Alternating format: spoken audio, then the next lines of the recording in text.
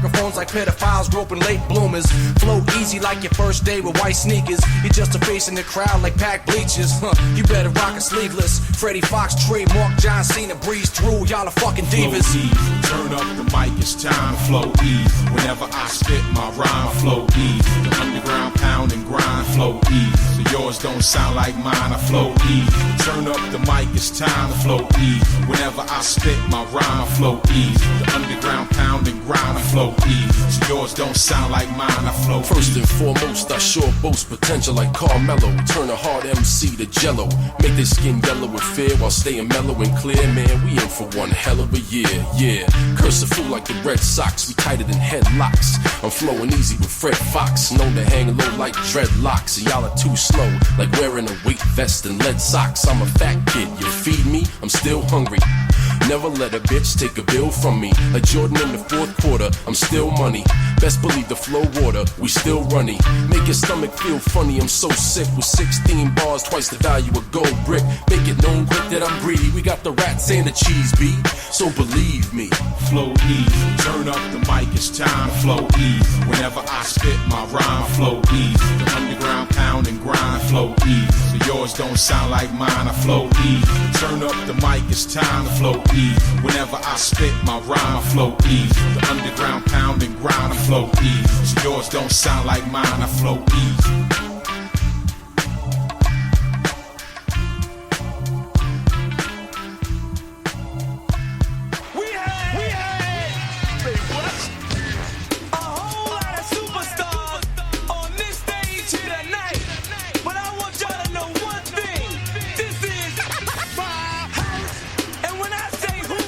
Attack skills and vocabulary too. All the hits in the disc edition is all brand new. You're through. I'm interplanetary like Doctor Who. So who? Fuck your beef, no relief. I step on stage, girls scream like I'm Keith. Yo, what's up? The opening was a little musical because it is your friendly reminder that John Cena is better than like 95% of your favorite rappers right now. Better than your little Yahtzee, anything little. Anything young, all that shit. Anyway, Ring Time Pro Wrestling is back. 2-week hiatus because I needed some mental health days. I had to call the bosses and take some stress days off. But we back. We in full effect. Promise you to be stronger than ever. The site will be back kicking as soon as we're done with this show. Keisha, say hi to the people. Why does Sims 4 let you square up with your toddlers? Who allowed this to happen? Like, why is this even happening? I'm sitting here looking at this article on Facebook right now. It said the toddlers on the Sims game, they let the adults square up with them. Really? Because so you finna fight toddlers? In the virtual world, sometimes you gotta let toddlers know that this ain't no game. It is to simulate real life, and you have to let these little kids know that you're not for them games. As somebody who has squared up with a toddler before, I'm just saying, like, this is ridiculous. Okay. I haven't squared up with a toddler, but there was times where a toddler thought they could try me, and I had to let them know that I am a grown man. And this will not end well for you. I have, unfortunately for kids, are hard-headed, and they need that lesson at toddler, at adolescence, teenage years, sometimes as adults. Sometimes you gotta let them know. Right about that. What you gonna do? So, I think they had to put that in the game to give it a realistic effect. I think that's kind of awesome, but at the same time, I'm like, really? I would have known. Squaring up with toddlers now. Well, if they had a program a parent with a belt, I would have said, okay. Now, who programmed this shit? It's funny because I'm pretty sure they would think that's a little far. Like, I think they'll be like, oh, that's a little much. Yeah. Like, you shouldn't do that. But you can program the parents squaring up with toddlers. See, that's really? This is what we doing? Okay. Oh, okay. First of all, I think the game is creepy in a sense to begin with. Also, I think people live their lives out in these weird games. Have you ever heard of Second Life? I have not. There's a wonderful documentary about it where people live out their whole lives in Second Life. They are like fucking musicians in Second Life where they go perform at a bar every night and people come watch perform, and like the dude is like a rock star in a virtual world. You got a couple who have lived halfway across the world and they are in love. They never met each other, but Second Life they go on dates and kick it. Nice weird shit. Oh wow. But as much as y'all came to hear about that, I know y'all came to talk about this wrestling. And man, Keith, we've been gone for a minute, and it is a lot of stuff to cover. All right. Yes, apparently, without warning, the WWE just said, fuck it. I need your whole week. Right? I need all the time you got. Do you know at 3 o'clock the afternoon today, there was a UK special? Wait a minute. No, I was fully unaware of that. Yes, it was a UK special featuring the stars from the UK tournament and the 205 Live guys, which, mind you, very hard to disseminate who's who, because most of the guys in the UK tournament probably qualify for 205 Live. Just saying. Which is right? true. Right, there's only like 3 big guys in the whole tournament. And like really they kind of porky. They're not huge. Like there's no monsters in the UK tournament, right? But, well, from the UK tournament, because this didn't happen. But I'm just saying, the lines are kind of blurred. Now, I don't know if this is pre-tape because the WWE did go to Europe the whole week last week.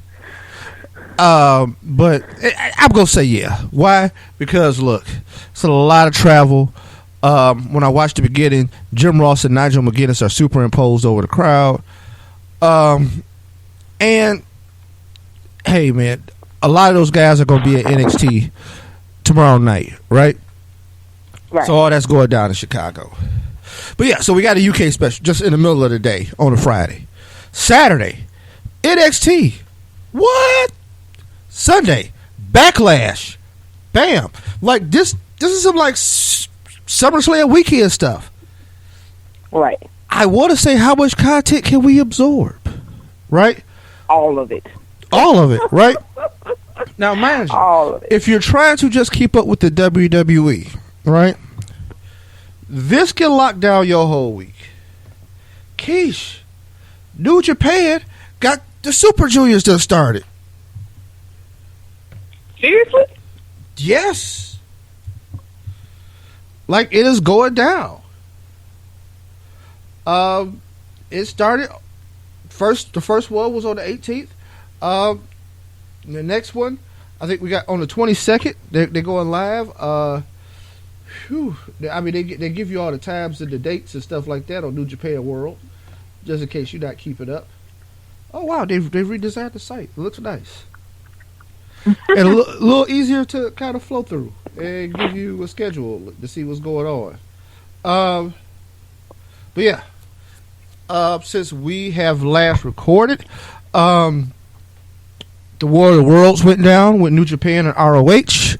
Adam Cole has been officially exonerated from the Bullet Club, which he was ceremoniously kicked out the same way AJ Styles was kicked out, which generally means we're headed to the WWE. A lot the same way Finn Balor left the Bullet Club. Here's the thing. Keith, the Bullet Club is the hottest thing going in wrestling, right? Yep. And you know how they remain hot? They do stuff like this. They do stuff the right way. They have a guy leaving, right? They don't go, boo, we got a guy leaving. He's going to the WWE. No. They do it big. They kick him out big. They announce a new member. Or, as when AJ left, Kenny Omega took the helm like, hey, man, I'm the new fucking star out here. Which, right. His route... There's a wonderful article on ESPN about Kenny Omega's rise and his unorthodox, just some things about how he's going about taking over wrestling a different way. Which last year I wrote when there was the speculation of him coming to WWE, why it would be a good idea for him to stay in Japan and what he could do in Japan and what he could do for it. But man, this show has only done one episode of the New Japan Report. and has never flipped it back up. We're going to revive the New Japan Report.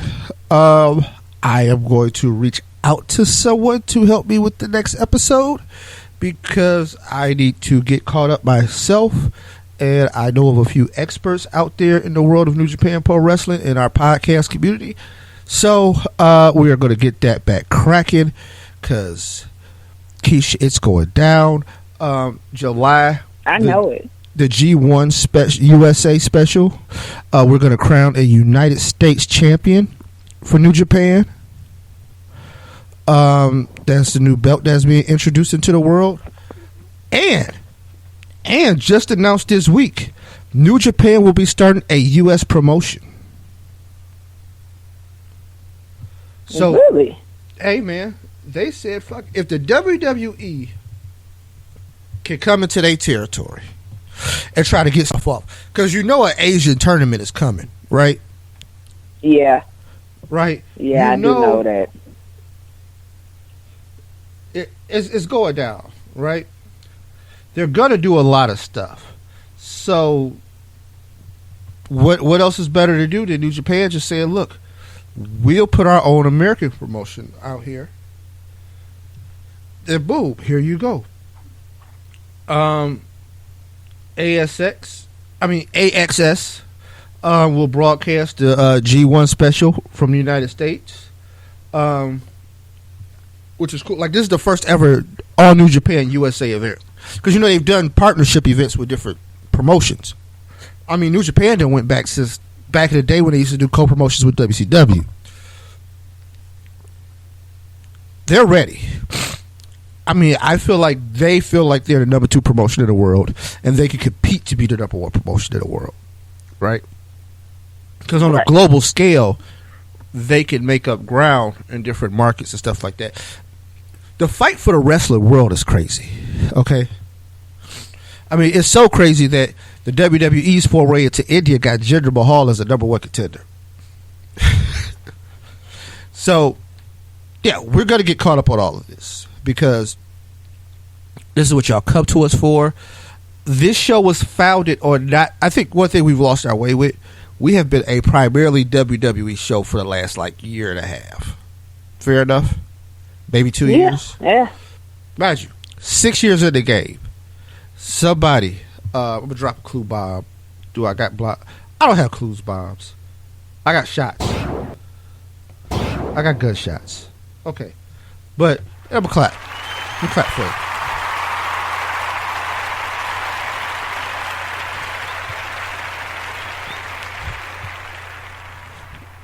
But yeah, 6 years of the game, 250 plus episodes. I don't have an accurate episode count. Mind you, we took 3 months off at a time for different reasons. We've been through a lot, right? We have switched networks a couple of times, but through it all, we are here. We have expanded our reach. We are on every podcast streaming platform that is relevant in the United States and around the world. We have an audience around the world, so we're going to start servicing the full scope of what this should be, right? Even if it means we got to do 2 shows a week, and that just means I got to get my ass up and stop being lazy, right? The site has to get updated better. But we are going to cover the wrestling world. Impact Wrestling has been doing some crazy stuff lately. You know what I mean? I got caught up. I sat there watching it Thursday, and I'm like, these guys got a good nucleus, right? No, seriously. They have a solid nucleus to work with. Bruce Pritchard being back, I think, will help them. Even though I think too many guys want on-screen characters that's in the background, but I don't think a wrestling promotion that has Bruce Pritchard, Jeff Jarrett, and Dutch Mantell in the background will hurt too bad. You know what I mean? I think they will get it together. This organization has good young talent. Magnus is back in the fold. James Storm is a great veteran you can lean on. I think EC3, you know how I feel about EC3. It's awesome. that guy, man, and his story is an incredible one, right? Like, he is somebody that, hey man, him and Daniel Bryan was in NXT together. When NXT was doing that dumb reality show kind of angle, right? He was trying to figure it out. He had some injuries. They couldn't figure out what to do with him.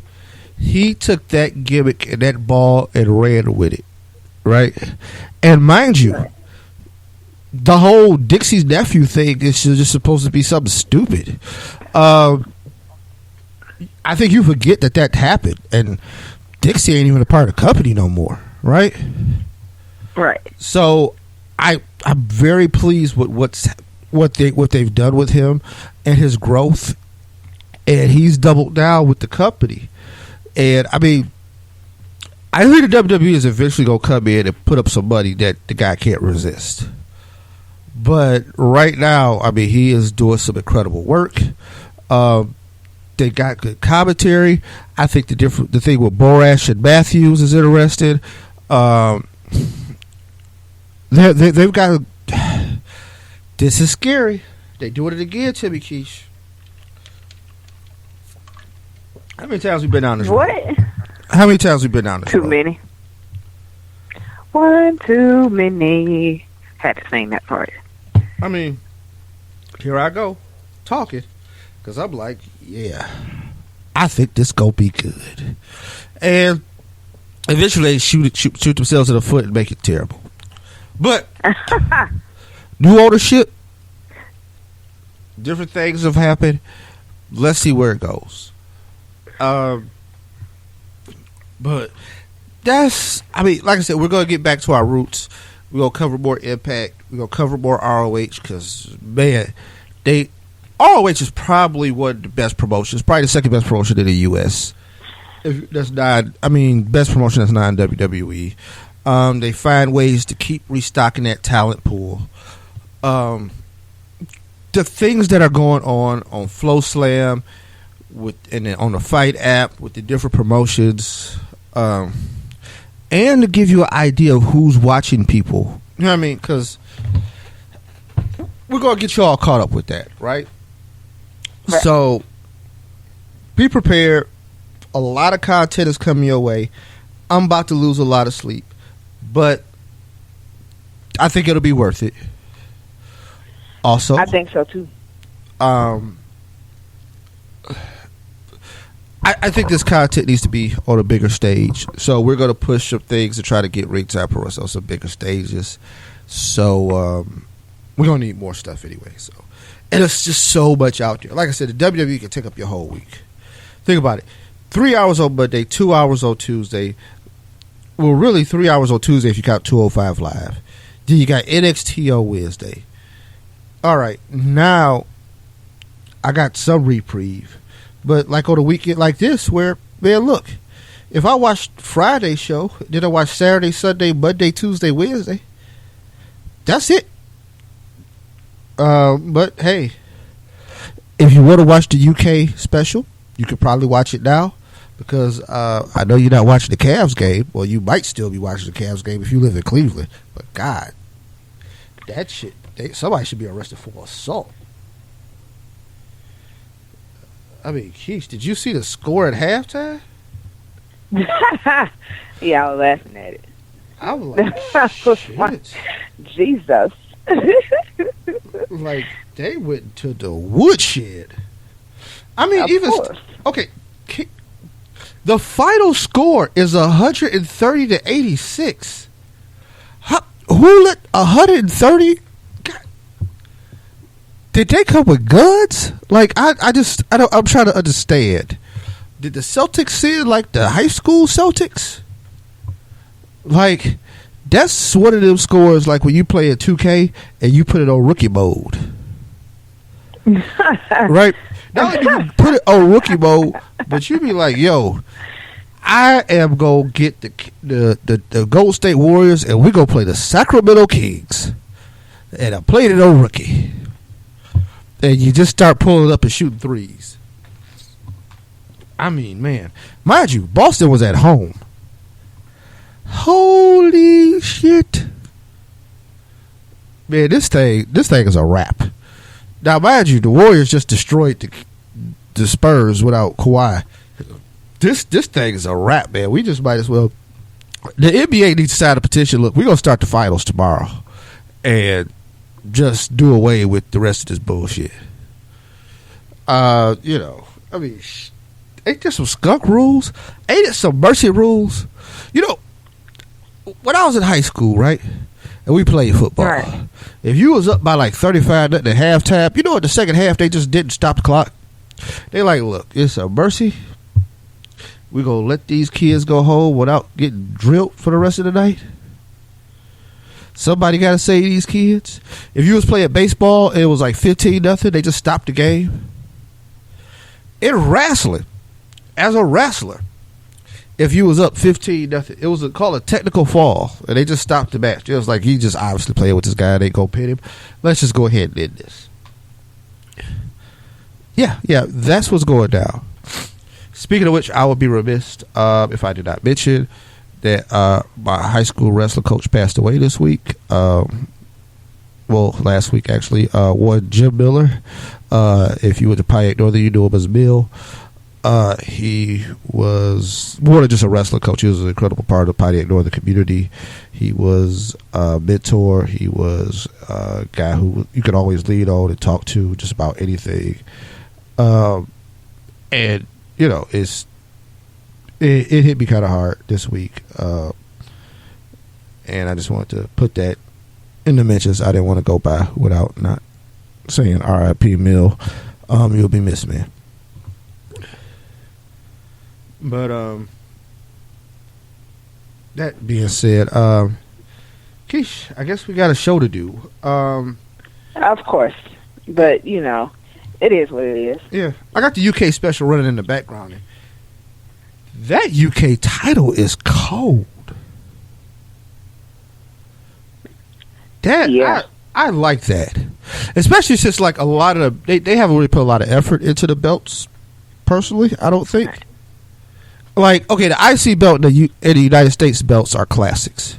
Even though, if you want to go classic, the United States title I like is like from WCW circa 1989 or something like that. One thing we got to do is we got to get back classic belts. Now the IC belt with the white back is nice. That's some old school right there. The current WWE and Universal titles, I think they're okay. The women's titles are good. I think keeping them similar to those belts are nice. But man, these tag titles, we got some work to do. We got some work to do. I need to get into wrestling belt design. That's what I need to do. That should be a career. Wrestling belt design. But like I said, so we're gonna get through Raw because we're gonna burn through that. Raw. We'll talk about a little bit of this UK special, and then we gotta get to the news. We gotta get to just different stuff, man. But we 20 some odd minutes in already, so we got a long show ahead of y'all, brother, sister, and everybody else. So let's go. Braun Strowman is out, Keish. Like 6 months. Braun Strowman. 6 months. Lord, elbow. help me. Totally jacked, which probably has changed the trajectory of what they wanted to do. But I mean, the physicality of what had been going on, somebody was about to get hurt, right? But Braun's going to need elbow surgery. I'll say it's not a major setback. It's just a setback in the story. Because theoretically with Braun, the monster that they've built and the fact the way he went out, he didn't really lose anything. Whenever he comes back, it's just going to be like somebody in trouble, right? And I don't care who it is. I don't care who's on top in 6 months. When Braun comes back, somebody's in trouble. Like, it's legitimately scary situation for somebody, right? But what we've found out is now we're going to have a fatal 5-way for the #1 contendership, which will go down at Extreme Rules. Now, I will tell you all my problems with Extreme Rules later and the theory behind this match. But we're going to have a fatal 5-way to be the #1 contender. That match will include Seth Rollins Finn Balor, Samoa Joe, Bray Wyatt, and Roman Reigns. The winner will face Brock Lesnar. Roman came out and cut a terrible promo. The rest of the guys also came out, and then we found out that nobody likes each other. There's going to be a brawl. Usual WWE stuff, right? Now, the beauty of this is that the 5 of them are going to have they'll use the 5 of them to build this match, and we'll have every combination of them wrestling each other probably before we get to the Fatal 5-Way, right? Now, Keish, I will say this. Mm-hmm. There are some things that annoy me in wrestling. One thing is that okay, I'm just saying there's some things that annoy me. I don't think we have to use the people in this match against each other the whole way through. There are a lot of people on the roster, right? There are a lot of dudes in the back that don't do shit every Monday. Like they show up to Raw with their gear and don't do nothing. They can have a match against one of these guys. Those people would get better, and you wouldn't burn out the idea of them those guys versus each other, right? Light workouts, man. Light workouts. You do a lot in 3 minutes if Samoa Joe could just beat the shit out of Zack Ryder or somebody. Well, Zack is actually hurt, but you get what I'm saying. As opposed to trying to put him in a match with Seth Rollins or Roman Reigns. Right. Man, having it. But, yeah, that's going down. All people are deserving to be in this match. I think it's good if you're going to establish these guys with Ambrose and Miz coming up, bringing up the rear as these guys near the top tier of your card, right? You could do a lot worse. That's what I'll say. You could do a lot worse.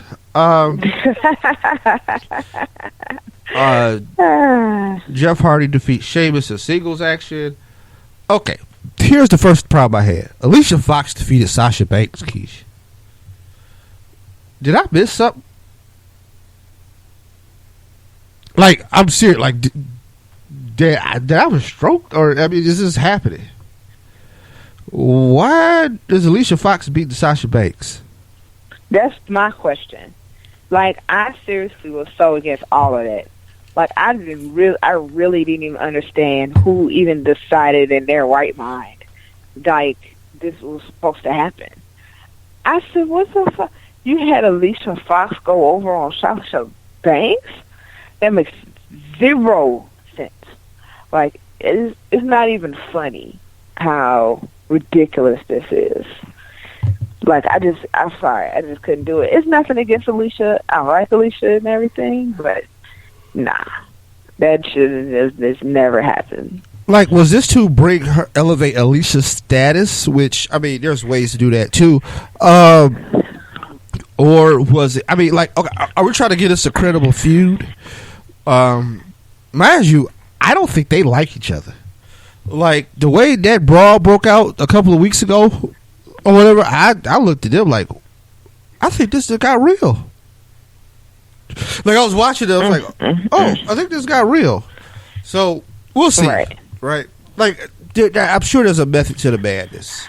I'm just not a fan. The Miz defeats Dean Ambrose via DQ with a low blow. Bayley and Alexa Bliss have a confrontation. TJP and Neville defeat Jack Gallagher and Austin Aries. That scenario has probably broken down in some variation for the last month for about 20 times.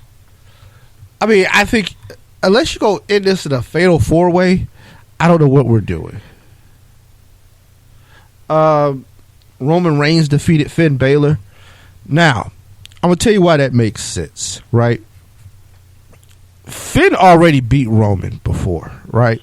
Right. Mm-hmm. If Finn wins again, then it kind of gives the narrative that he can't beat, like Roman can't beat him. And we got to do Super Reigns.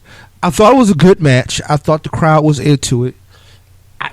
everybody wanted Roman to lose. Also, I think Roman is trying to go heel. Like, even with that terrible promo he had earlier that evening, I think he's trying to give you some heel. But I'm not sure. Like, they haven't pulled the trigger on it. Right. Goldust has had enough of R-Truth. He apparently attacked R-Truth after the what's up, and did something that I probably have wanted to do for the last 5 years when I've heard the What's Up song. And it's just hit R-Truth in the back of the head and beat him down. But Goldust did that. Now, Keish, you know R-Truth has a bunch of songs on iTunes. Like Rod Killings, the rapper, is a thing. I did not know such a thing had existed, but yeah, apparently he is serious about that music. Like dead, he is dead up serious about that music. I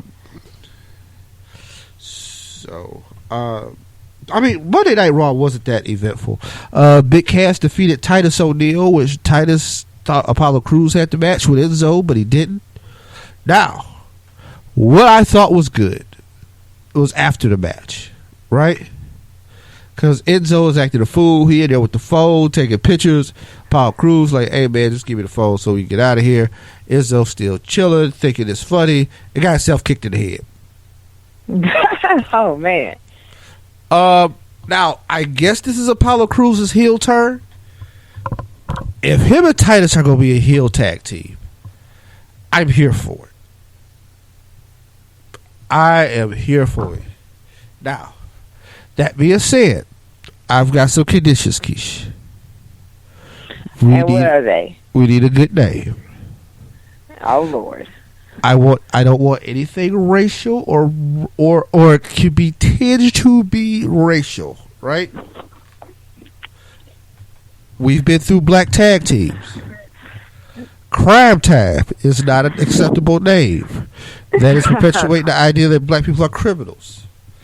Right. Prime Time Players is not an acceptable name because basically it's just lazy shit.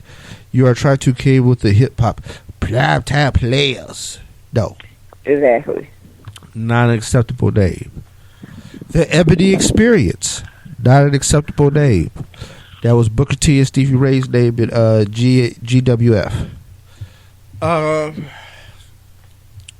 Harlem Heat. Not acceptable name. All black people from Harlem, especially those two. They're from Houston. Oh, by the way, you know Booker T is running for mayor of Houston? Like officially? Like has put out like paperwork and everything? Really? Yeah. Booker T actually wants to be somebody's mayor. Can you dig it? What in the hell? Like, I don't know how I feel about that. Like, I really seriously, I don't know how I would feel about living in a city where Booker T is my mayor. Like, I'm not saying that he would do a horrible job.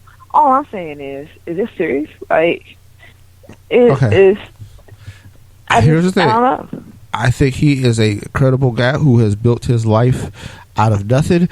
I think he understands the working man and the common man. Now, here's the thing. I got some conditions. I am not going to vote for any man who says, can you dig it, sucker? On the campaign trail. But that's going along with the territory, though. But, if at a campaign event he hit a spinneroonie, he has my vote. So, in order to make up for technical difficulties, you have to hit a spinneroonie, like, and introduce you crazy. I'm just saying, a spinneroonie would be nice. You guys shoot. No, I can still see it. I can see it happening. Like, dude, are you serious? Look, he's hitting it. He's doing it. It's spinneroonie. Like, that. By the way, fun fact: no no one has duplicated that into their wrestling personalities yet. So yeah, so I am here for a book doing the Spinner Rudy, and running for mayor. Okay, but yeah, I think Apollo Crews and Titus would be an interesting tag team. They'd be very formidable, and I wouldn't mind them wearing suits and just talking down to white people. I'm not doing with you. That's where I'm at. Seth Rollins defeats Bray Wyatt via DQ because Samoa Joe gets involved in the match. He was the only person who wasn't booked in the match for the Fatal 5-Way. And Samoa Joe learned that ain't no friends in the Fatal 5-Way match. Nope. Not because, at all. Why you thought you was gonna help somebody? You're not. No, you got Sister Abigail. Right. Which, you know, shit happens. So that is it for this week with Raw. I could go over the results of the UK event today, but you know, why not? We'll talk about that on the back here. Right now, we're gonna take our first break. We'll come back for birthdays, news, and then we gotta go down the line of a lot of other stuff. Okay, yeah, but, you know, stuff happens, right? But always. Without further ado, we will be back. So, yep. I'll let you in a minute. Peace. But the lying stops now. You understand me? No more. No more disrespect.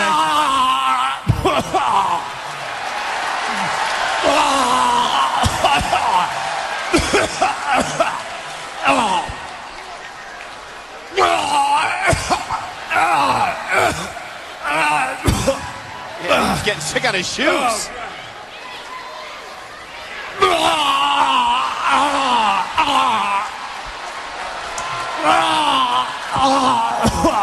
God.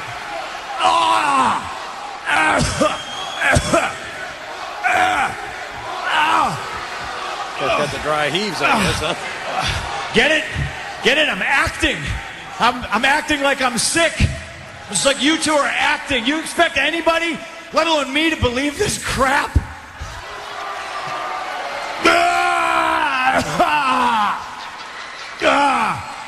Triple H, you can't be the bad guy. You can't get your hands dirty, so you have you do his work, right? And then you not only apologize to him, or you not only accept his apology, you hire him back. That's a good acquisition. Fantastic job. Hey, everybody, the Click's back. Yeah. Woohoo! Which is kind of ironic because Click is the noise the audience's remote control makes every time Kevin Nash pops up on their TV screen. And, wait, I'm not done. It's the noise your knees make when you walk. Click, click, click, click, click, click. Well, you know what? Since I'm now officially under a WWE contract, why don't you do me a favor, Hunter? Why don't you book the match everybody wants to see?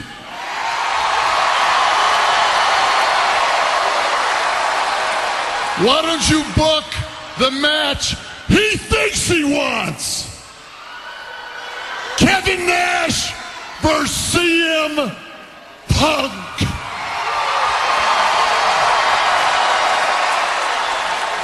Yeah, brother, why don't you make that match? You know what? Why don't we do it at Night of Champions? You being a champion ass kisser and all. So why don't you go ahead, why don't you make that match? Of course, first you have to check with the board of directors to make sure it's okay. And by board of directors, I mean your wife.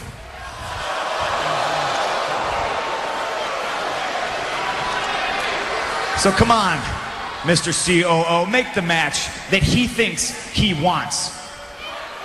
I mean, your wife's the one who runs the show around here anyway, right? So why don't you ask her if it's okay? I mean, she's the one who told you to text Nash at SummerSlam, right? Let's face it.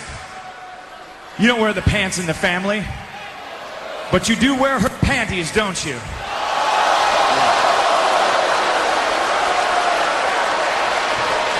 Pipe bomb.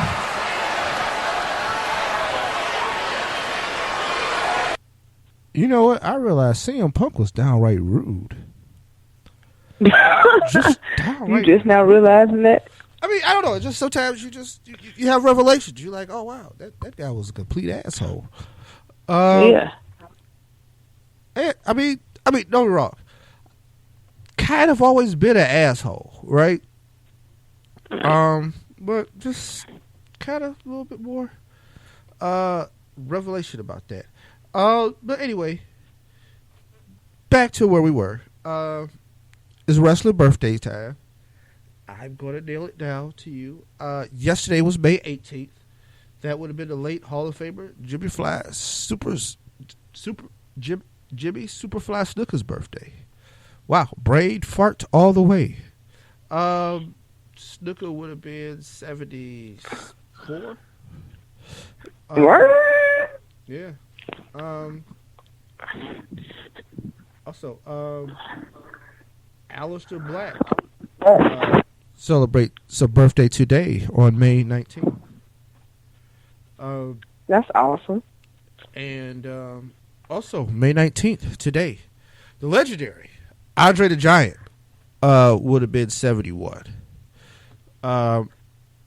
Andre is probably the biggest star ever in the business, literally and figuratively. Here's about Andre. Andre is what helped take wrestling out of the National Guard armories into the big arenas. Andre he went from territory star to basically mega star in no time. 15-year winning streak, did not need any world titles because he just was that good, that big that you didn't need to put a belt on him, right? The element of Andre just being there was main event worthy. I wish I would have got to see him younger in his prime. You know, when I saw Andre, he was in his later years, and he could still work, right? Right. And he knew how to make guys look good in that he was the Giant. They could, do what they had to do. They couldn't take him off his feet. You finally take him off his feet. Him and Hogan basically transformed the business. Because WrestleMania 3, held at the Pontiac Silverdome, basically is the precipice of everything that we got now, right? That is the one that said this could be a multimedia, pop culture success. That comes off of WrestleMania 3. So yeah, Andre is a big deal. I can't wait to see the Bill Simmons documentary when it comes out, because this guy, I can say he's incredible. He revolutionized the business, and it's kind of funny because with the big man that they got now, it would be interesting to see Andre. Everybody's dream match, Andre versus the Big Show. But Andre versus Undertaker would be interesting, right? It would be interesting. Andre versus Cage. I would love to see that. Andre versus Braun Strowman. You know what I mean? Right. I can make you cases for everything. But that's neither here nor there. Other than that, I'm not going to get to too many birthdays. Today's the 20th. Tomorrow's the 20th, which is Saturday, which Road Dogg Jesse James, BG James, one of the Armstrong boys, will be celebrating a birthday. And I wouldn't go too far into the rest of that, because there's one birthday that we can ignore. We can ignore. No reason why we can't ignore it. But let's get to the news. All right. So we talked about Adam Cole leaving the Bullet Club. Is he WWE bound? I don't know just yet. All signs point to that. All signs point to him just let this contract run out like he did, and not going back to ROH. And this would be a good time for him to debut at NXT. Right. With hot young American talent, this is what you do. But that being said, I mean, he could turn an angle where he comes back and gets revenge on everybody. Who knows? And, depends on his vision for his career. So, it's kind of up in the air, right? Right. Also, I was sitting around watching some TV, and I started looking at my phone and found out that Randy Orton had broke the wrestling internet, along with him and Rip Rogers, and they were making fun of indie wrestling. Not even making fun of it, right?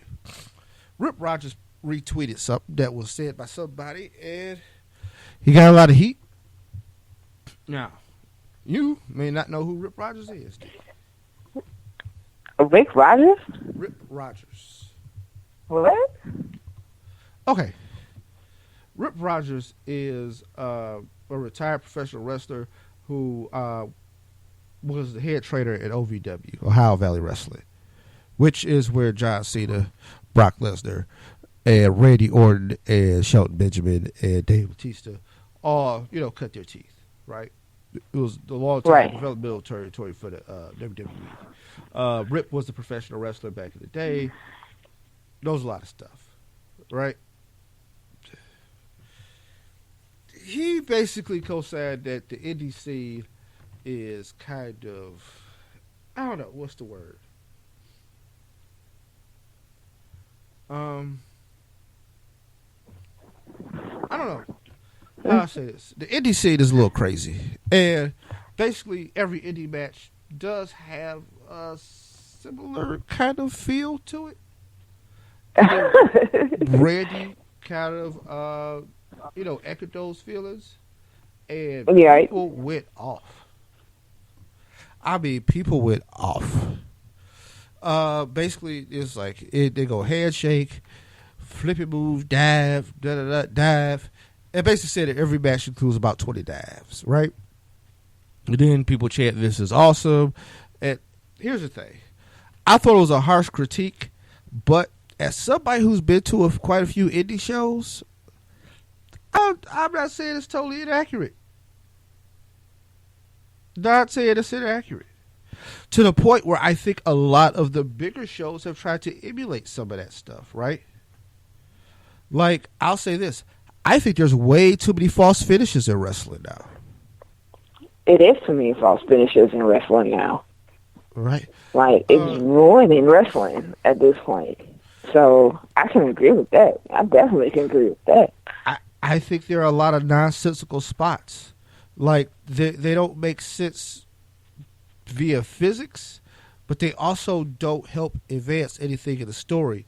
They're just dangerous-ass moves. But, that being said, I do get the value of a good indie show. And we'll see how it all works out. But Randy eventually ended up apologizing. I mean, it got crazy. Bully Ray got involved. Like, it was a thing. But yeah, that was one of the things that was rushing over the week. Just so you know, like I said, the UK event went down today. Nigel McGuinness and Jim Ross called the event. I thought that was interesting. Jim Ross, as you know, has like a 2-year deal with the WWE, so he will call some of their events. Word on the street is he's going to call the women's tournament. So I'm excited about that. Anytime you get Jim Ross involved in wrestling and talking wrestling and doing commentary, really, yeah, man. Like, I think you're winning when you got Jim Ross in the corner. All right. Legendary WWE and Impact Wrestling senior referee Earl Hebner recently appeared on the 2-Man Power Trip podcast. And what? Yep. And they asked Earl a question. They asked him about the Montreal screw job because he was in that angle where, shit happened.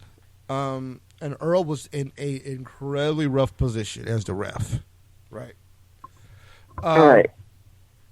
Earl also was a part of one of the legendary and most bizarre angles that ever happened. Saturday night's main event, Keish. Hogan versus Andre, world title. Ted DiBiase is now in Andre's corner. Ted DiBiase put on some money because if Andre win, he buy the title that night. Yes, Keish, we buy the title. Andre don't care. He just want to beat Hogan. Ted trying to be world champ, but he ain't trying to win it. He said I could buy the championship. I'm that rich. Man, that's a fucking angle. Right? That night, David Hebner, Earl's twin brother, is supposed to be the referee. Earl ends up as the ref. Poses as David. What? And runs a fast count on Hogan, and Andre wins the belt. Now, they don't look exactly alike, but Keith, the absurdity of this angle was that Earl got some plastic surgery to look more like David. No, this is 1988, so no, you do not remember. You're an 87 kid, so no, you do not remember the absurdity. Over the years, the plastic surgery portion of the angle gets lost. Well, I've seen, because thanks to YouTube and other outlets of watching things like this, I've seen it, and I've seen it all played out in clips. So I've been able to. That's why when I use the words like that, in that sense, that's what I mean. I remember watching it before. I can't say that I watched it when it happened because, like you said, it was 88. So, of course, I wasn't. I was just one running around in a diaper, trying not to tear stuff. Well, actually, I was trying to tear stuff, but that's not the point. The point is, like, that's what I mean. I've seen it before. So, I guess to put it in the simplest way possible. But yeah, no, it's just, I just think it's funny. Because Earl had just joined WWE in 1988. But yeah, they were involved in the Hulk Hogan Andre match. And Earl played a heel referee, displayed that someone got plastic surgery to look like Dave and help Andre pull off the win against Hogan. Wrestling does never care about how absurd an angle might be. They just like, yep, that's it. This dude got plastic surgery to look like the other dude, and that's how the $1 million man paid for the plastic surgery. Okay. But they asked Earl about the WWE Hall of Fame. Now, mind you, I think Earl should be a Hall of Famer. I think there is no other ref that should go into a Hall of Fame before Earl Hebner. And I don't think they've put a ref in, right? But if you want to ask me the refs I think should go in, Earl Hebner, Jimmy Corderas, Nick Patrick. All right, long time WCW vet Nick Patrick. Then later on, Charles Robinson, Little H. Right. But Earl said he probably gonna never go in. And I guess there's bad blood over there. Like Earl been with TNA forever, like forever today. And I don't know what happened when he left WWF, but he went over to TNA. His son Brian, Baby Hebner, is also refereed over to TNA. So, I don't know the future of everybody. I think there's a shot Earl gets in. He might have to die, but I think he'll get in. I don't think he has to do all of that just to get in. Yeah. Like, I really seriously think that they'll just do it anyway. So I don't think he has to go through those. I don't think he has to put himself in that situation in order to get what he deserves. So, to me, that's just, I don't think that'll happen. Nah, not at all. Not even a little bit.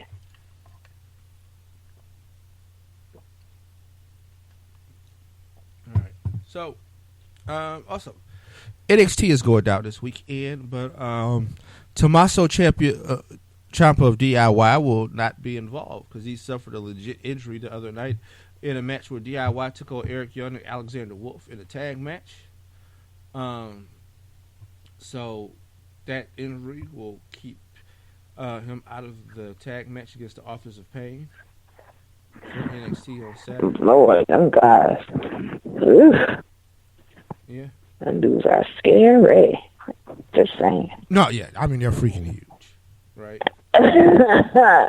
Them dudes are scary. I don't want to go nowhere near that.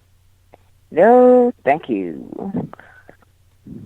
But apparently, Triple H said Ciampa's good for the match. He just turned the ankle, but he should be good for Saturday. So, yeah, that's going down. So, Keish, you ready to talk some SmackDown? Let's talk about it. Smack it up, flip it, smack it down. Okay. No. Yeah. I don't know. I tried, right? This is your go-home show before Backlash, because Backlash will be a SmackDown official pay-per-view. And I thought it was an okay show. But we'll go over the results. I'm calling Randy Orton the mid-card champion. I mean, for real. Like, okay. This week on SmackDown, he got to be in the main event. But how often does he be in the main event on SmackDown? Not too often, actually, if ever, because he's so far away from it for so long that you don't even realize it. So, yeah, it's my final answer for that one. Yeah, I mean, he's one of the top stars in the business, but it just don't feel like it. It's like, I know they tell me that you're big, but you know what I mean? I don't see it. So, I mean, that's kind of where they at with that, right? Right. But I'm watching. I like Kevin Owens taking over the highlight reel. I thought that was interesting. It's just different. Very different. KO hosted a highlight reel. It was a whole nother level of different. It was something that I thought was actually, it's funny, actually watching this, I thought it was going to turn into something else, but it did. So, I don't know.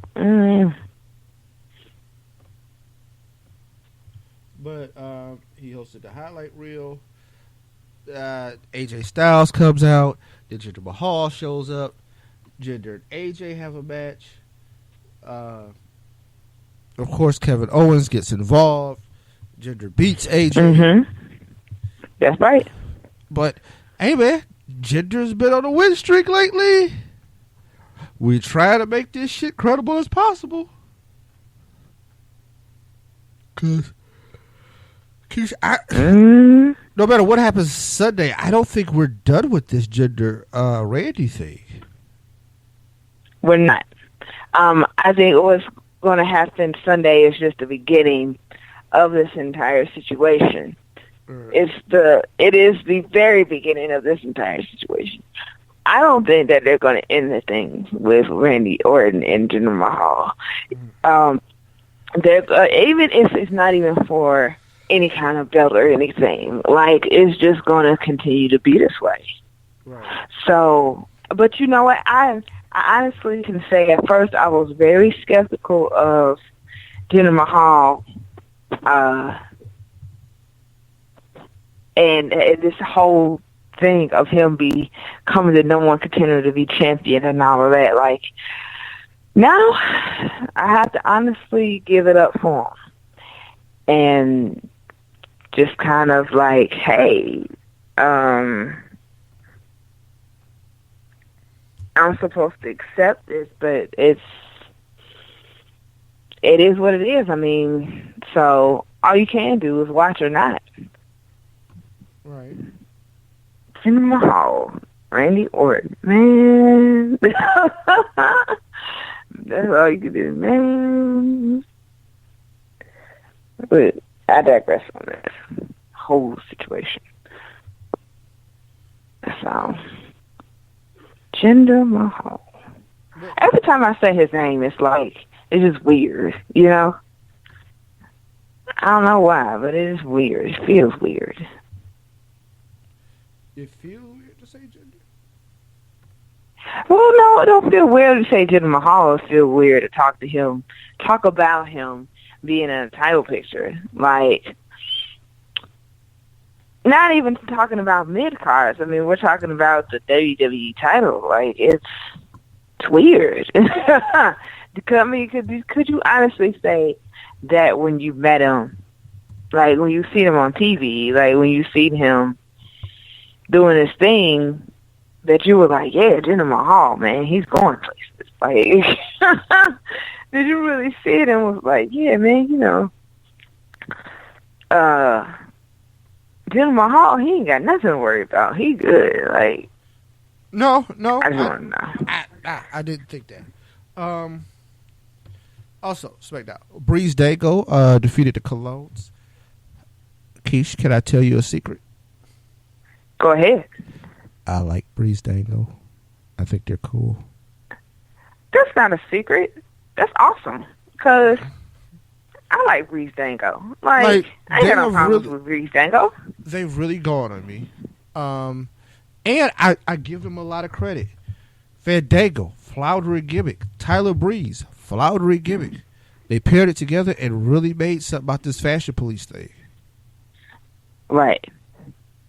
You know, not how sure, you know, the stability of that, but, you know what I mean, because long term, but right now, they on fire. Exactly. Contract was signed for a 6-woman tag match at Backlash. Yes. So why defend titles when you can have Naomi, Becky, and Charlotte versus Carmella, Natty, and Tamina? Now, I do like the fact that the match uses all 6 women. Right. I just don't like there's nothing else after that.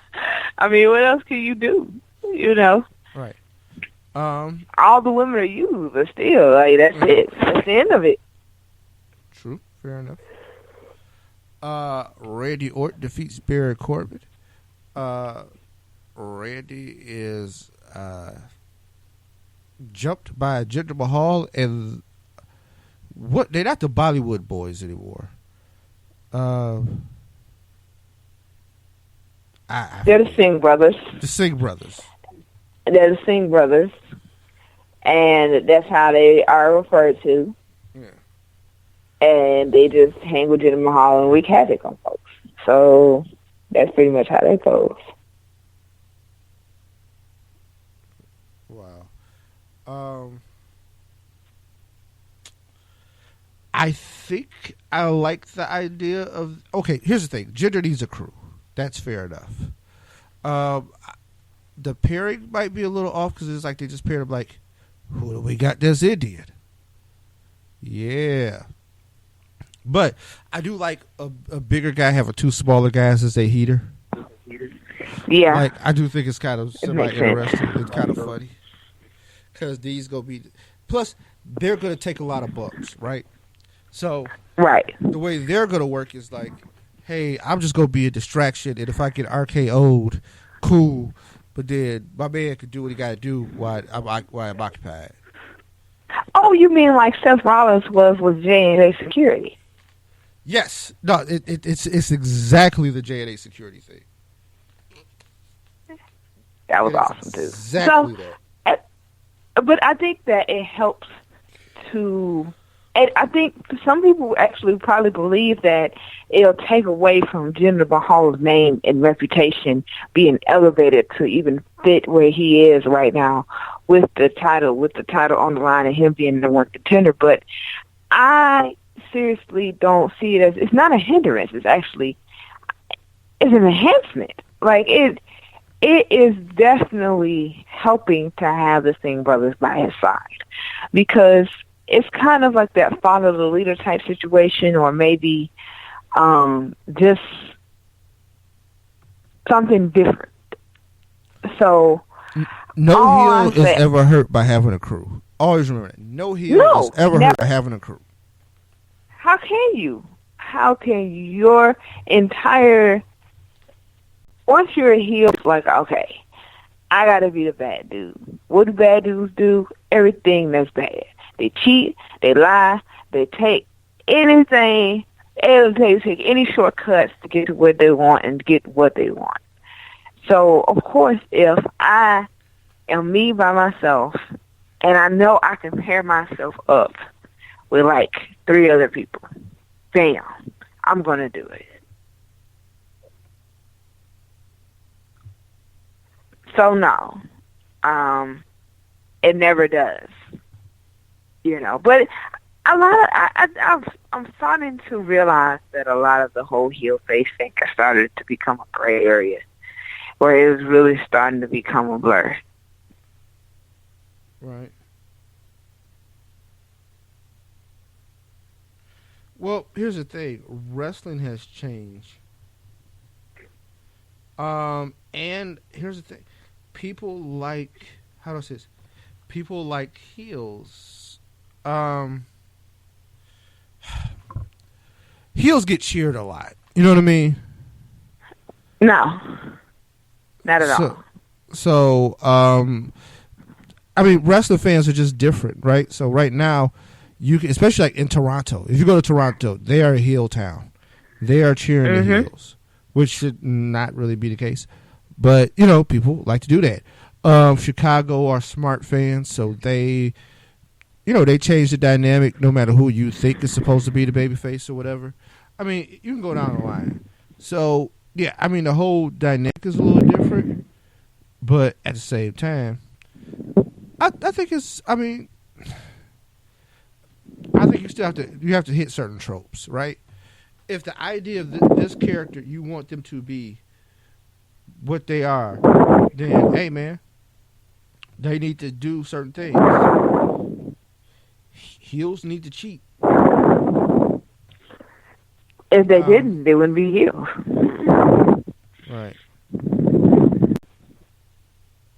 So, I'm comfortable with that. Like, they need to cheat. They need to have a crew. Get in people's way. Do things bad. Mess things up. So, I'm here for that. Very interested what Jinder is going to keep doing. So, he's going to need this backup, though, for people to take him. It's not about them taking him serious, but just to make the match. Things got to be believable, right? So, for him to go 0 to 60, he going to need some people who maybe, you know, get in the way sometime. Sometimes? Yeah. I mean, all the time. Don't get me wrong. I mean, hell. Seth Rollins cheated every match. Kevin Owens. Yeah, you right about that. Cheated every match with Jericho. You know what I mean? Sure did. Right. I mean, that's the thing. That's the big payoff. Because how does that babyface overcome all that cheating? Or which babyface can overcome all that cheating to it's almost finally impossible. break through? Right? Yeah. Yeah, it's almost impossible. But I mean, also too, I think people are going to admire like somebody like Jinder's determination, and they're going to see what he's going to do next, and I think it's going to be interesting. It's kind of funny because I think so too. I was so against this. If you asked me like 2 weeks ago, I was like, "Man, look, this is the dumbest shit I think they've tried in a long time." Like we was off when it happened, and I was like. Because the title of that next week's show was going to be Jinder Who, Jinder What. But now I'm on board. I'll let it slide. But I think we're going to take our last break, and then we'll preview NXT, and then we will preview the WWE Backlash. So, yeah, we're going to do that, and we'll be back. along with his manager nursing a bad back right now, and we know why, Slick. Now, you seem to be somewhat an intelligent man. Well, thank you. I want to ask you your mediocre opinion. Yes? Why in the world would a man who is a former intercontinental heavyweight champion, a man who is respected and cheered and loved, adored by these... Revered? Media... Oh, don't you shut up and give me a chance for what I got to say, you onion head. Anyway, as I was saying, why would a man like that have the audacity, I'm talking about you, Chico, to put his hands on me? One of the most prestigious commodities in professional wrestling today. Haven't bothered nobody. And this man has the nerve to pick me up and slam me in the floor, all because he doesn't want to have to deal with this man here. Well, you know, we can't get him right now. So we're going to take the next best thing. And that happened to you. That's what we're going to do. We're going to take Pedro, nothing happened, Morales, right out of Miami. Boy, they got too many people like you down there anyway. I know that they wouldn't mind getting rid of you, Chop. So let me tell you something. Pedro, I got a message for you to give to Tito. You see, once I get done with you, boy, once I give you the most natural whooping you ever had in your life, I'm going to be whooping you so bad you're going to like it. Then you're going to go back and you're going to tell Tito how good it might be. It's going to hurt for a long time, but after a while, Butch Reed will be whooping on you so sweet. That's so good, you're going to like it. And then after that, Tito, I'm going to tie you, and I'm going to gag you, and I'm going to let Slick take that stick, and I'm going to let him wear you out, boy. Just like I'm your daddy. Because that's what you need, sucker. You stepped out of line, and so you know what's going to happen. Somewhere down the line, after I get through combing Pedro Morales' nappy head, we're going to give you a public talking. Thank you very much. Thanks for asking me my opinion. I thank you, Slick. We'll see you tonight, Center. All right, yeah, I think that last promo with Slick and Butch Reed was kind of racist. Hey, man, I'm just saying. I don't know if I feel comfortable calling a Latino wrestler Chico. Yeah. And their name was Tito Santana, 2017. Also, they said they was going to call Pedro Morales nappy head. Now, that I would let slide because it's some black folks talking about nappy heads. So, I think that black people are fair assessors of what's a nappy head. Now, when other people do it, it gets kind of murky. Like you're stepping into some shit there. All right, wait. NXT TakeOver Chicago is going down tomorrow night, sure Saturday. Is. Quiche. Woo! TakeOver Chicago. Yes. Of course. What? Mm-hmm. I mean, here's the thing. Chicago is an incredible wrestling city, and they have some really smart fans. Giving them a takeover is going to be nuts. I'm going to give you the matches I got listed right now for it. I'm pretty sure it might turn into more because I only got 4 matches listed.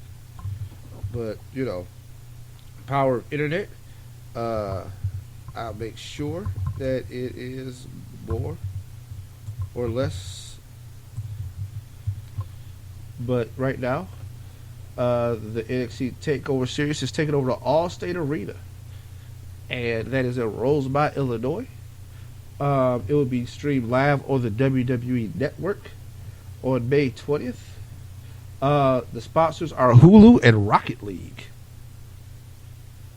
Yeah, we have 5 matches. Yes, the Roderick Strong Eric Young match was added to the bill, right? Was it? Oh, good. That was probably added Wednesday. Okay. Beauty of NXT. So with that one, Roderick Strong, Eric Young singles match. Keish, where are we going with this? Roderick Strong, Eric Young. We're gonna go with Roderick Strong, and I'm going to say that Roderick looks effing awesome in a ring, and I am just being really biased right now. I'm just going to give you my honest opinion. I'm being really biased to films right now, and I think Roger Strong is going to definitely run away with this victory. I tell you that. So. Yeah, here's the thing. I don't know if he'll run away with the victory, but he has a lot to overcome because, I mean, Sanity will be in the ring. I mean, in the event. But we'll see. We shall see. Ooh. But I'll give Roderick Strong a nod. I think it's a good chance for him to really take off. I thought he looked really good in the tag match that they had, and I think it's going down. So yeah, me and you kind of in agreement with that. Roderick Strong. We got a UK match going down. Because here's the thing, starting sooner than later, the WWE Network is going to start doing like the UK shows, which I think is going to be incredible. When they start running their own promotion from the UK, having matches every week, something like that, that's going to be crazy, right? Also, the WWE Network should let me run programming for a week. I think I could really, like the live stream programming. Keish, because here's the thing, they play like the same 4 things over and over again, right? Right. So if it's Tuesday, let's say they show a Backlash from last year. They'll show a Backlash right. at 2 in the morning. They'll show it at 6 in the morning. They're going to show it at 2 in the afternoon and then 6 in the afternoon. You know what I mean? And after every episode of Backlash, they'll run the same episode of Total Divas, the same exact episode. Then they'll run an episode of like Renee Young special or something. You know what I mean? But then run that every. So it's 4 programs and they just run that throughout the day. Nope, wouldn't do it. Right? Right. So this is what I do. Every Wednesday after NXT, because here's the thing, I would let probably on Monday and Tuesday nights when Raw and SmackDown are on, I don't want to draw from the audience, so I would run like episodes of Beyond the Ring on both of those nights, right? Right. On Wednesday night after NXT, which is already on the network, so that takes out an hour of network programming, I probably would start doing Monday Night Wars. And when I say Monday Night Wars, I am doing WCW and WWE each episode back to back, starting from 1995, whenever it started. Right? Then Friday would be a special night. It would be like a themed pay-per-view night and maybe on that Friday I would show like 2 or 3 of those pay-per-views. So maybe allow a fan vote or whatever and say, okay, what's your favorite WrestleMania? Because we're going to show the top 3, whatever you pick. And then all day Friday, you can run 3 WrestleManias. Saturdays, I run a Saturday clip show that breaks down the week during the morning. In the afternoon, I might have a special thing of Beyond the Ring with a different, and just change it up every week, but not run that same show all throughout the day. So Saturday night, I literally was Saturday night's main event. I run Saturday night's main event on Saturday night. So 8 o'clock would be Saturday night's main event. The first one ever, all the way up every week, just once a week. That way you don't kill the product, right? Then at 6:05, I'm running WCW. Why? Because that's when it came on. I'm running the 6:05 show. I'm running that particular show starting from, because you got the whole tape library. So starting from whenever that started, the 70s or whatever, and at the 6:05 shows. And I'm going to call it the 6:05. Just the WCW hour, right? Right. And I would take out Saturday. Sundays, when you don't have pay-per-views, I'd run some kind of specialty show. I mean, like, I'm telling you, man, I could really book that whole, 24 hours, 7 days, and I bet you that shit would be cracking. because every time you tune in, you're going to get something. Now, there's some things I might run twice just because at my 2 o'clock in the morning time slot don't really matter as much as my daytime stuff. But from 6 a.m. to about 11 p.m., I would have some hard-hitting stuff for you. I mean, because I have the whole tape library. You know what I mean? Right. Like I said, I would do the clip show on like a Saturday, but after the clip show goes off, I'm running all the classic shows on Saturday. It can be called Classic Saturday. So then you run like WWE Primetime. Then you run, you know what I mean? Like run all that stuff. Hell, Tuesday night, run Tuesday Night Titans. Just run the new episode each week. Well, it's not a new episode, but like start from the beginning and then every Tuesday. Because once you get caught up, you probably like 8 months down the road, then you start it back over. Right. Tell you, man. Okay, I digress. Tyler Bate will defend the UK title against Pete Dunne at NXT TakeOver Chicago. Is it finally Pete Dunne's time? I want to say yes. I don't want to say finally. I want to say yes anyway. Considering the circumstances, I mean, I think he's ready. I think that I can't really say the words, I think we're ready for a new UK champion, because to tell the truth, we don't see him enough to really make that determination. But I am going to say that from what I saw from Peter Dunne in the UK title tournament in the first place, I know he's a well-deserved person for this opportunity to win the title again in the first place, let alone to have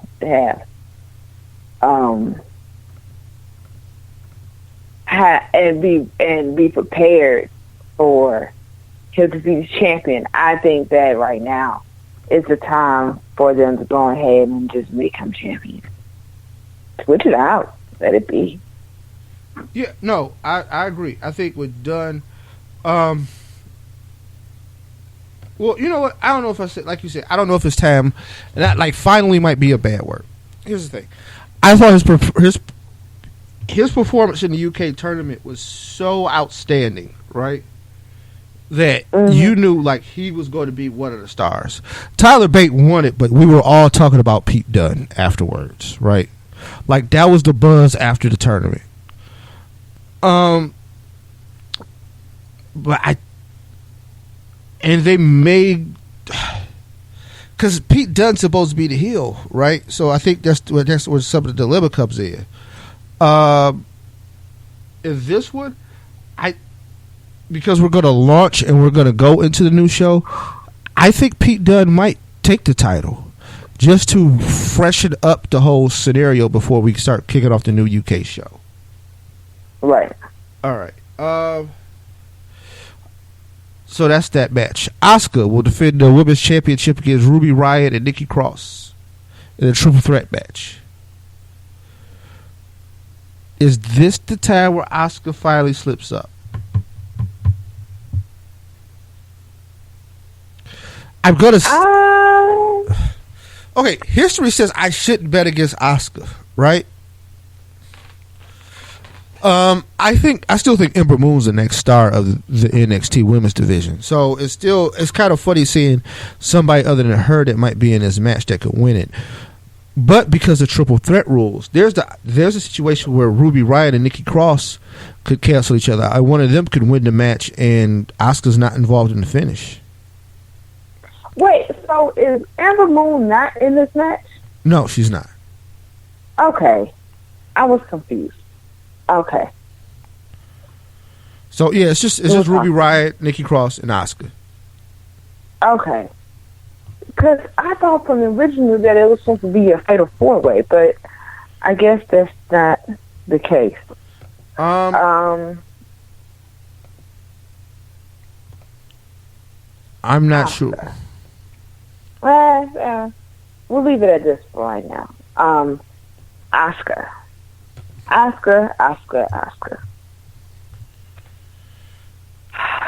Man.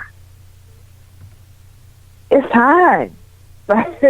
Like, I really feel the one person in this match I can overcome Asuka is Nikki Cross.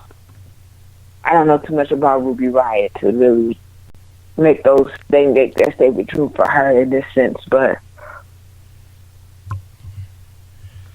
for Nikki Cross, for Nikki Cross, I can't make the argument. I feel like the one person that can really change the whole landscape of this NXT Women's division is Nikki Cross. Because once you take the title off Asuka, that's it. Like, that is it. Like, it is a whole nother world today. Yeah. So, I feel Asuka. Keith, we have been going on and on for this for the longest about how Asuka is going to lose her title here. It's nerve-wracking because she hasn't lost. Now, I have to honestly say that in some of these matches, she has won by the skin of her teeth. So, I do give her that. But, I don't know if Asuka's going to retain. I'm on the fence about it because I don't know if they're going to allow Asuka to lose her title or lose her strength or weakness or whatever, Right. So, I think that's what it is for me. I really want, my honest opinion, they will let her lose it. And she goes ahead and drops it up to Nikki Cross. But in my reality, I'm like, hey. But see, I can see Cross winning it and just pinning Ruby Riott and not involving Asuka. Or Asuka's involved, Asuka gets knocked out early or something or gets moved out. Well, Asuka doesn't get pinned. And now you've protected Asuka while not... and you protected Asuka and she can still go into, Raw or SmackDown saying, hey, man, didn't nobody beat me. So... I think we got an interesting dilemma, but I would say Asuka wins. Why? Because history said until Asuka lose, I'm just gonna start pick Asuka to win until Asuka lose. Right. Right. She got to lose before I figure out. She has not lost since. She's on like a Goldberg-esque streak in NXT, and I think they like having her on that streak. So I'm not going to pick her. She can't lose until she loses. That's where I'm gonna be. And that's pretty much how it's going to be. She has not lost until she's lost. Right. Yeah, she keeps losing too. So there's that also. But man. Mm-hmm. So, Authors of Pain. Do they keep their titles against DIY?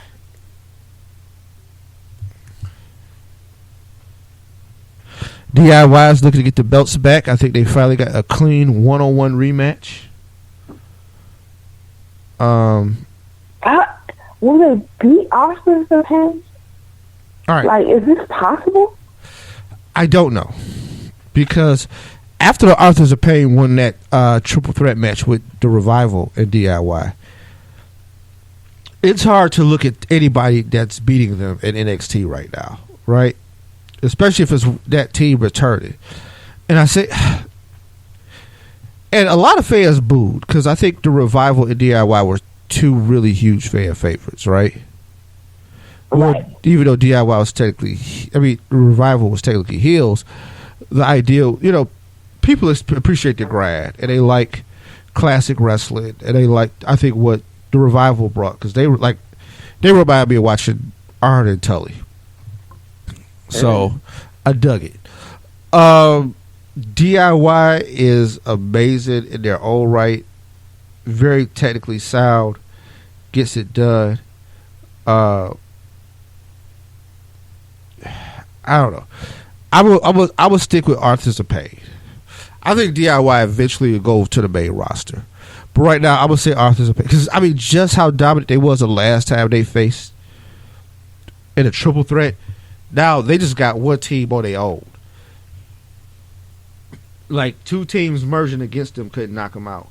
I don't think one of those teams, you know what I mean, is going to take them out on their own. No.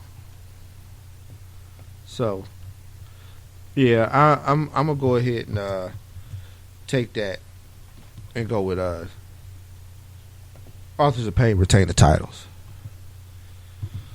Bobby Roode defends the NXT title against Hideo Itami. Ooh, Keith. Ooh. Glorious. Ooh. I think this one is go ahead. Probably one of the better matches, but I think this is the easiest one to call. But you go. I'll give you the floor first. Okay. Bobby Roode, Hideo Itami. I mean, can you be any more obvious in this situation?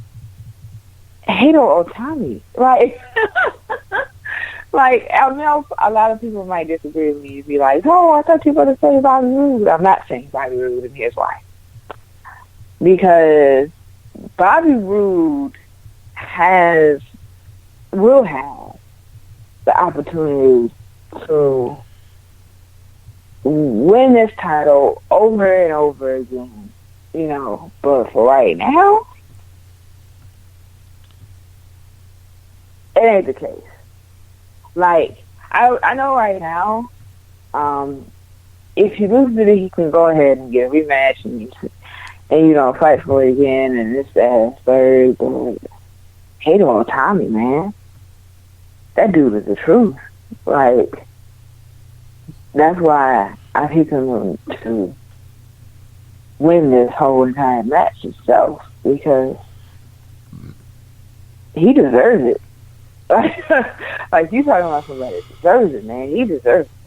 So I think that it's gonna pan out the way that it should. All right. I'm gonna totally disagree. Categorically, totally disagree. Yeah. Wow. I'm gonna say that Bobby Roode is clearly gonna win this. I think Itami is an incredible performer. I love him as Kenta. I appreciate him bringing back the GTS out here in these wrestler streets. But, Keish, Bobby Roode is glorious. Of course he is. The greatest thing since sliced bread. I don't know about that. I don't know if the WWE trusts Itami to run with a title right now. Just because he's just now coming back from injury again. Like, I think they, probably, I don't even know if they trust the idea of him being champ like that.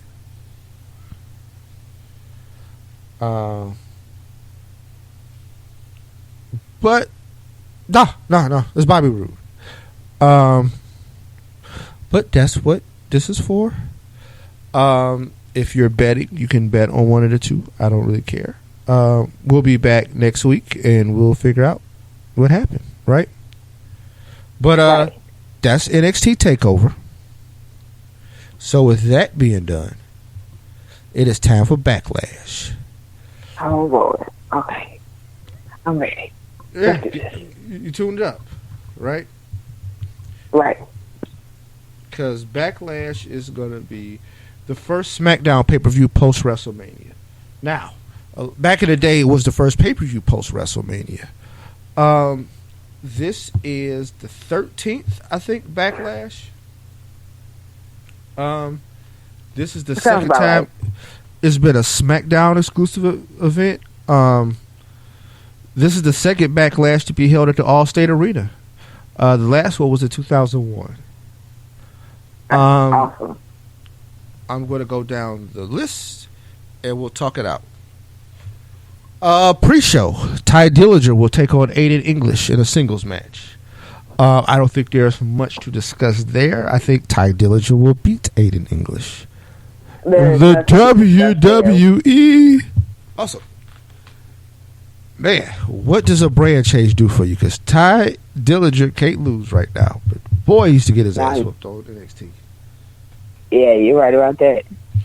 To the point, I never gave him credit for anything. I was like, oh, wow, if this match involves Ty Dillinger, I know his team is going to be on the loser side.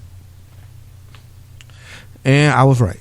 But now, that guy is making it work. So, that's that.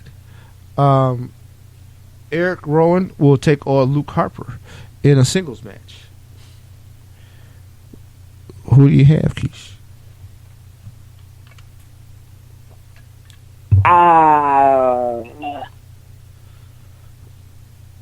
Wait a minute. What?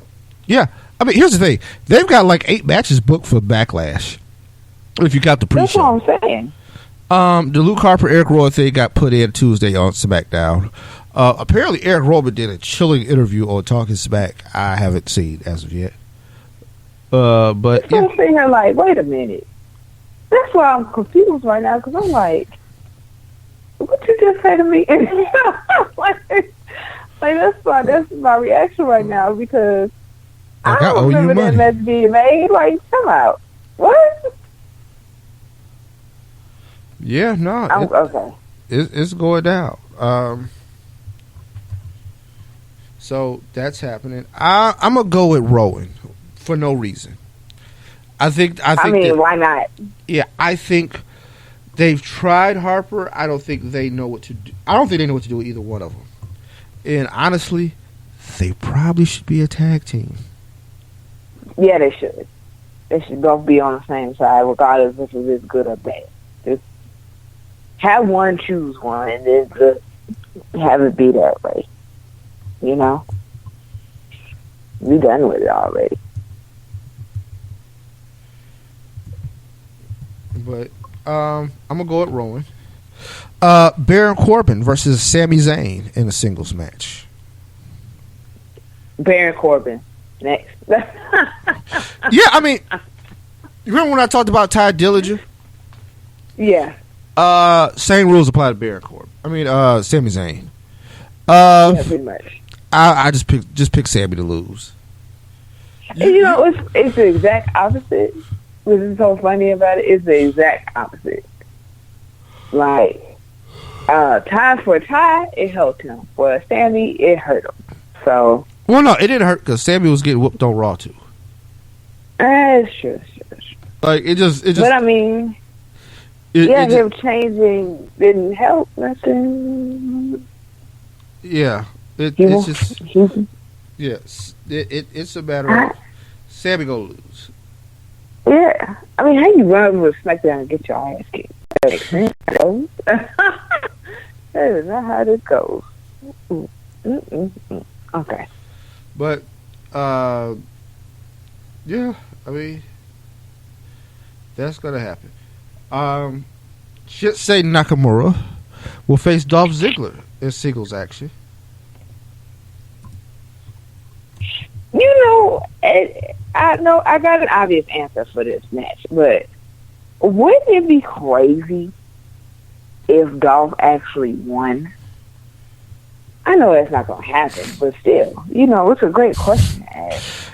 Wouldn't it be hilariously crazy if Dolph Ziggler won? Yes, because Dolph Ziggler doesn't really win either. I'm gonna say because Nakamura is on the poster, he should win. Because he is the most dynamic wrestler and personality that they have, he should win. Right. Chicago would go nuts. It'd be the first match of the night, probably. Everything tells me I should go Nakamura, so I'm gonna go Nakamura, even though WWF likes to do things because it doesn't make sense. Yeah, but exactly. I'm gonna go Shinsuke Nakamura beats Dolph Ziggler. All right, Keith. We're almost down. The welcoming committee: Natalya, Carmella, and Tamina, with James Ellsworth in tow. Who? Oh my God! I would need a fan to hit him in the back of the head with a battery. So much. So much. Just, I mean, like a D battery too. Just get them in the back of the fucking head. I'm so tired of him, man. Oh God. Okay, get your life together. That little skinny bastard need to get his life together. I'm tired of seeing him. Shit. Like I just hate that they gave him a contract. Like who did this? This man said a battery. I mean, because you could get a battery in, and just man, look, they need to rethink this, and they probably need to hit him in the head with a battery.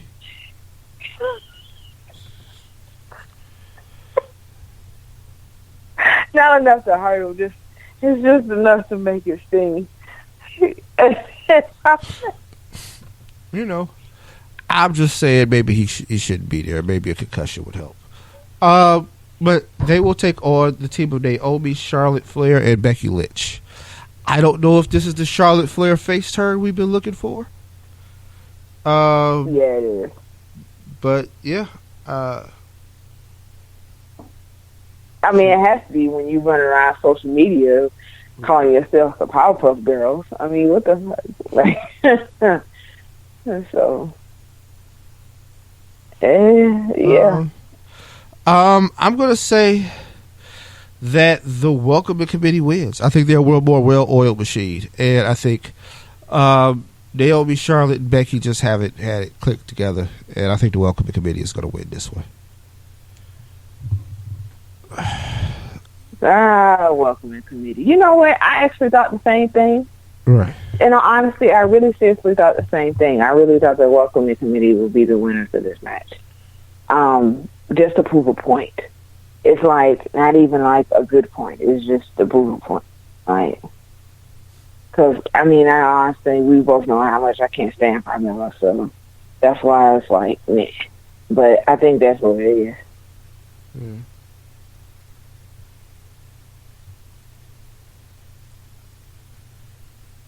But the welcoming committee. You know, I hate that name for them, but it's just like, yeah. I mean, what else are you gonna call them? Seriously. Right. But yeah, that's it. So I'm gonna go with the welcoming committee. The Usos versus Breeze Dango for the tag team titles. I think this was fairly easy again, but Keisha, I'll get your thoughts first. As much as I like Breeze Dango, the Usos are going to retain. Like, I don't feel that the Usos are done with their title reign yet.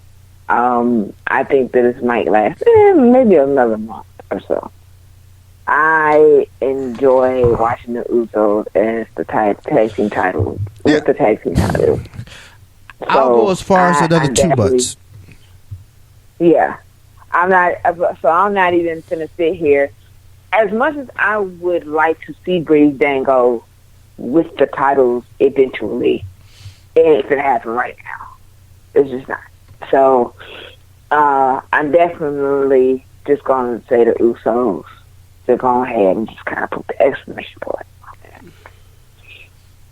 Yeah, I think the Usos just retain the titles. I mean, there's no... I think there's going to have somebody's have to overcome them, right? Like, This is why you have a heel champion. There's got to be a story. Right now, the Usos are doing some of their best work. Definitely their best mic work. You know, probably ever, right? Let's just be real.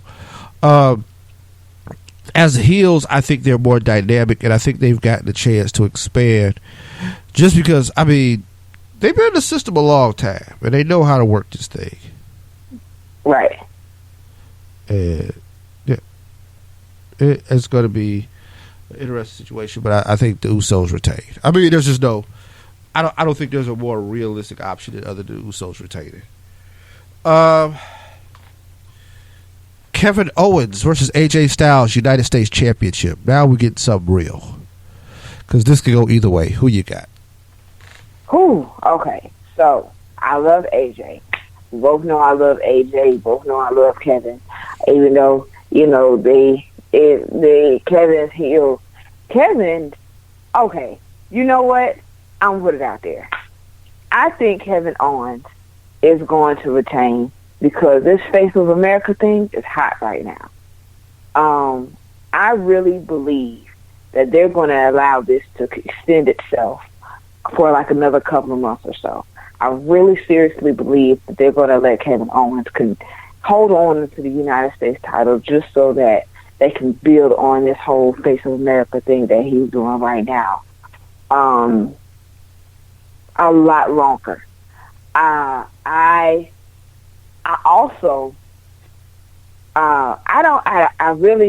not trying to take anything away from AJ Styles, because, I mean, he's AJ Styles. Like, come on. But at the same time, I also see this as one of my match of the night contenders. I really believe that this match is going to pull itself off in the best way possible. But I think in the end, that is going to be Kevin that is going to keep the United States Championship, because this is probably not the end of these two facing each other, and at the same time, it also will be the continuance of the Kevin Owens show in a whole nother way, So I'm definitely going to say Kevin Owens. Okay. I'm going to say Kevin Owens because I think this is a new feud. I see Kevin cheating and possibly get disqualified, and then him and AJ got to revisit this again. So, yeah, I'm going to go with Owens. WWE Championship, Keish. Randy Orton, Jinder Mahal with the Singh brothers. What you got?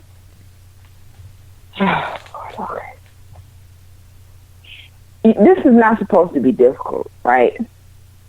The choice in these two are not supposed to be difficult. This is why, to me, it is difficult. It's because you have one man with two other people by his side that is challenging for the belt of a man that, if he were to retain his title, I feel like people would care, but they wouldn't really care. So what do you do in this situation? Do you allow somebody like Jinder Mahal to take the belt away from Randy Orton and completely change the whole entire scenario of what we're looking at right now? Or do you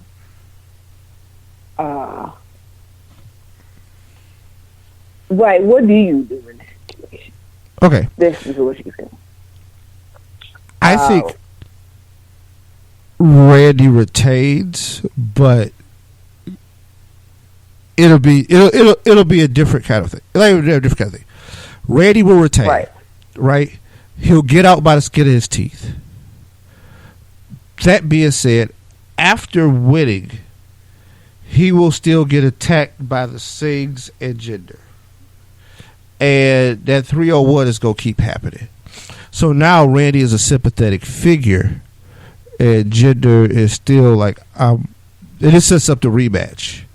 Because if Jinder loses, he can't just, they have to create a reason why he gets the very next rematch. I'm going to say that because I think this thing should keep going. Now, him defeating Randy is an option. Once again, you got the Singh brothers. So if one guy distracts the ref and then the other guy like hits Randy with the belt, then bam, you got your match, right? But I can see that being chaotic the first time around, and one guy distracts the ref, the other guy tries to hit Randy and accidentally hits Jinder, and then that's where Randy gets his pin and escapes with his life. Right. But once again, that will flip us back to Tuesday, and then you get an angry Jinder with angry Singh brothers, and they bum rush Randy, and then we can kick that all over again too. I'm just gonna say, with the safe bet would be Randy keeping the belt right now, and the feud will still continue, but Randy will keep the belt. And see, that's why I said the answer to this should be obvious. But, you know, considering the circumstances of the inequality of number of people that is behind all this, I was saying Jinder. But I believe, personally, that Randy Orton will retain. Yeah. And then nobody has to question of if he's going to beat Jinder or not, because they're going to get the he's going to get his chance, because like you said before, this is not the end for them. It's just the beginning. Yeah. So we'll see it again. I think one thing that's going for Randy is champion's advantage also, right? So, well, I don't know if it's necessarily going for Randy, because I don't know how much baby faces like the idea of champion's advantage. Technically, Randy is a babyface in this scenario. I don't think that Jinder. Here's the thing: Randy could win the match via DQ, which I guess he still was. So it's not really champion's advantage. But I think Jinder and those guys could screw up and get disqualified and just decide to beat the hell out of Randy into disqualification and then move on. And like I said, the feud still goes because Randy can't just let that beat down go, right? Right. So, I mean, I can see how that would work out. But definitely, it could be very unfortunate. Randy wins and Randy loses via DQ, where let's say the Singh brothers get involved, they screw up, throw the belt in, and the ref turns around, but Randy got the belt and he hits Jinder. You know what I'm saying? Exactly. That can happen too. So, right. Jinder technically would get the win, and that would give him an inroads for a rematch. Basically, the only thing I can tell you is Randy's leaving as champ. I just don't know the scenario behind it. But there will be a second match between these two also. But the money's on Randy leaving with his title on Sunday. But how everything else turns out, we don't know. Well, we'll find out. I know that much. And in the end, I mean, it's going to be either going to be what we predicted or it's not. You know? Right. It's either going to be what we say it is or it ain't. So you don't know how things can go. Stuff can go way left. And somebody can get involved that's not even anywhere near the ring. And then next thing you know, Randy still retains. You know what I'm saying? Like, we don't know what could happen. But at the end of the day, we get to see on Sunday. So, I'm definitely... You know what? I have to honestly say, Keith, I am thoroughly interested in seeing this Randy Orton and Mahal match to see how this is going to go, because, I mean, it's going to be the main event. So, I'm just like, really? Yeah, I really want to know. I got to know. Yeah, I mean, it's legitimately intriguing. So, because it is more about what does the future hold for this company, right?